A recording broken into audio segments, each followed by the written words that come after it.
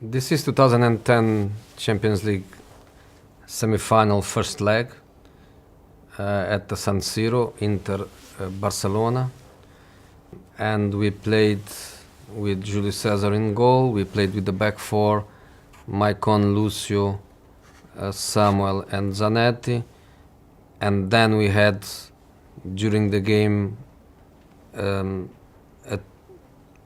different positioning in relation to the movement of Barcelona players and to our analyze of our difficulties, and after also analyzing our possibilities of hurting the opponents. Is a two-leg.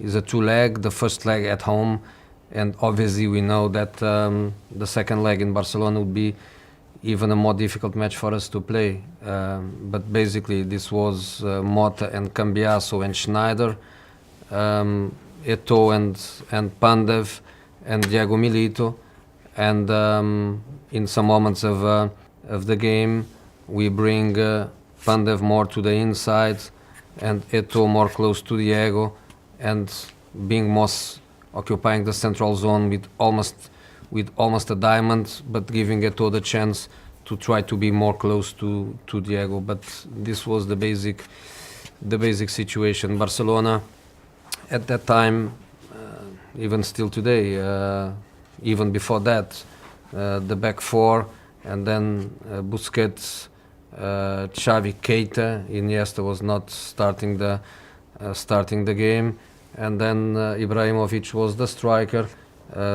This was Pedro, and this is the guy I forget the name. Some player that they had there. Messi. This was the guy, and was with him that we started by analyzing and trying to predict the game and trying to anticipate the problems. At that time, they had Ibra as a 9 and fixing the center backs, and Messi was playing from the right, but obviously with the freedom to go to many different areas. Dani Alves was the player to go forwards all the time and to try to create this situation here. Our decision basically was what we are going to do when this situation happen, of Messi going in between the lines and Alves going forward. Are we going to get Zanetti on Messi, but then he will be dragged out of position, and then Alves will be all the time in here, and then Pandev or Eto'o, they are going to end playing almost as left back. How are we going to resolve this situation? And the situation for us was very, very clear, which was he cannot play alone when he come in between the lines. So this player here must be a player totally in control of this area here, always in communication with the left back, and there is a moment where he becomes yours and I stay in the zone. But if in a certain moment you were attracted by other positions and Messi goes into these positions in between the lines, you have to decide to go. But then if you decide to go, you have to defend Alves.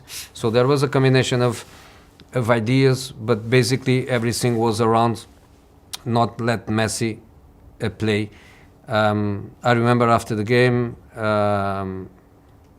the press was telling about using a word. In Italy they were using the word gabbia. That I think the real translation is about like a jail to Messi, because in the end we didn't play man to man, but Zanetti, Mota, Cambiasso, everybody was responsible for any position that Messi could go.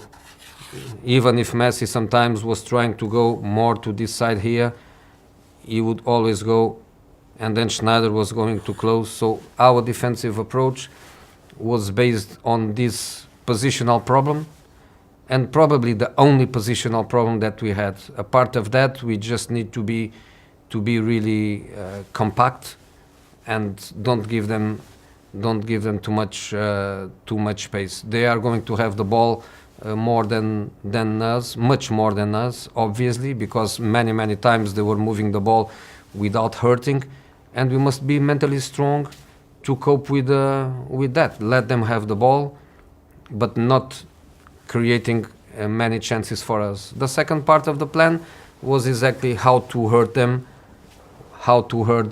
because it's a first leg at home. We need to win the match, we need to score goals.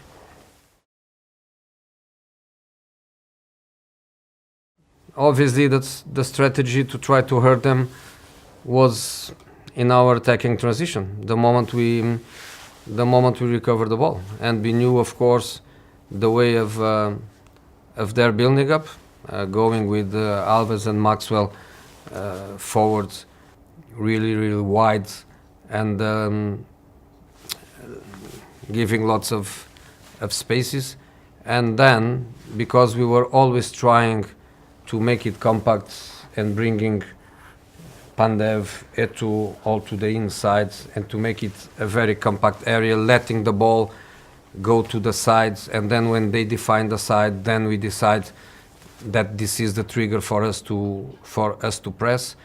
And the point in here was, even if we don't have the white player in a clear position to attack these spaces behind Maxwell and Alves, was to get players into these positions.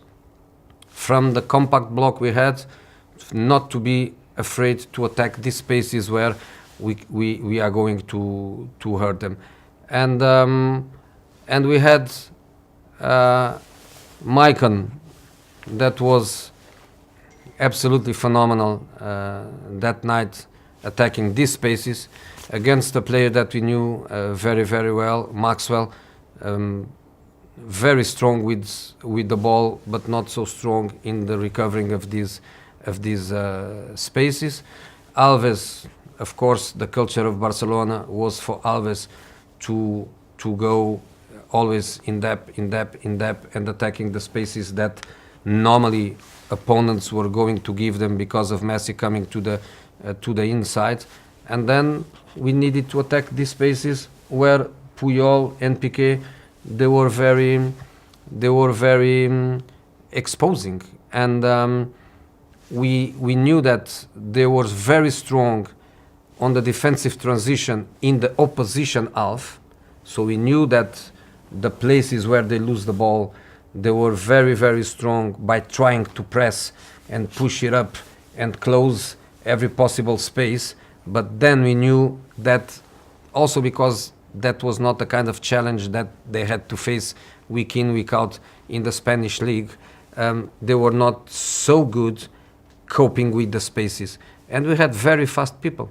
We had very fast people attacking the spaces, and we had people with the right mentality and the right coaching of arriving into these positions. So we were fundamentally going from a defensive low block, but going very strong with 3, 4, 5 players into attacking positions in the transition, and it worked. I think it worked, and it's quite hard to say when we had 30% of ball possession and the opposition had 70, but I think we were more close.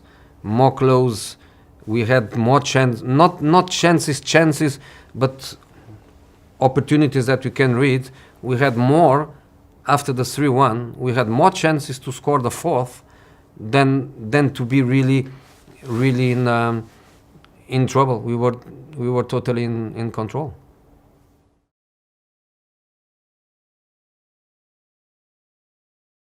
The second goal is exactly what I was saying before. Barcelona very strong and very well educated to the moment they lose the ball, to try to press and to try to kill immediately the opposition counter-attack, because this is the area where they want to play all the time.